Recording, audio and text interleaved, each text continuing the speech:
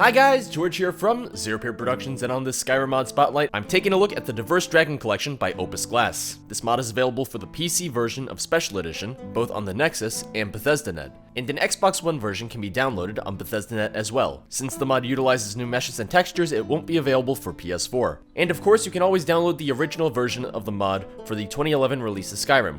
As the name of the mod might suggest, the purpose of the Diverse Dragon collection is to add more variety to the dragons encountered across your adventures in Skyrim. By default, vanilla Skyrim only has a handful of different dragon types, including the default, Blood Dragon, Elder Dragon, Ancient Dragon, as well as the ones added by the DLCs, the Revered Dragon, Legendary Dragon, and Serpentine Dragon. Of course, across these dragon archetypes, there's different colors and textures, but even then, you eventually get to a point in Skyrim where you feel that you've fought every variant of dragon too many times to count. Diverse Dragons uses resources from 13 different mod authors to create new and exciting dragons, to keep your adventure fresh. In total, the collection adds 28 new dragons, each with a unique model and texture. Each of these 28 dragons has 7 potential ranks of strength, which will scale with your player's level, meaning that you won't be fighting a weak version of these new dragons when you reach higher levels. The mod adds new abilities for dragons, as well as new breath attacks, adding even more variation to these encounters. And most importantly, the dragons are integrated into vanilla leveled lists, so that they will appear in your game just as much as the vanilla dragons would. The dragons added to this mod are nothing short of incredible. One thing that I love is that some of these dragons were created specifically for certain environments and locations.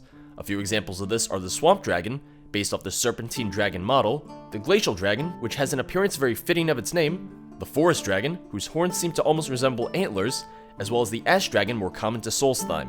Of course, this is only a handful of the dragons added in the mod, and each dragon has plenty of detail added to make it stand out from the rest. Other notable dragons are the Akaviri Dragon, whose design clearly incorporates more oriental themes, almost similar to dragons depicted in Chinese culture. The Zephyr Dragon, who's covered in large black feathers, and the Arcane Dragon, who makes use of a devastating magical breath attack. Since we really don't have the Skyrim script extender, SkyUI, or the mod configuration menu, there are a few differences between the special edition of this mod and the original. Unlike the original, there will be no options to customize which dragons from the mod will and will not appear in your game. If there's dragons you want to remove from the leveled lists, you'll have to download an optional spawn removal menu tool for SSE Edit in order to do so on your own. If you're using a modded game that adds other dragon variants, you'll have to patch the mods together using Wirebash, a useful tool for creating patches for mods used in your game. And unlike the old version of the mod for the original release of Skyrim, dragons scripted to appear during quests will almost always be vanilla variants. Now, for you PS4 users out there looking for a more diverse dragon experience, Opus Glass has another mod made specifically for you.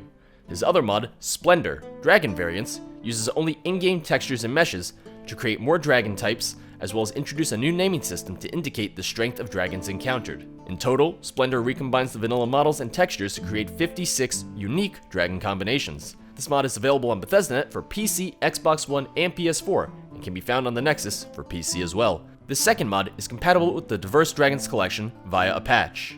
These mods really help to flesh out dragons a bit more, and if you're like me and have been playing Skyrim for the past few years, adding new enemy variants is always a welcome addition to the game.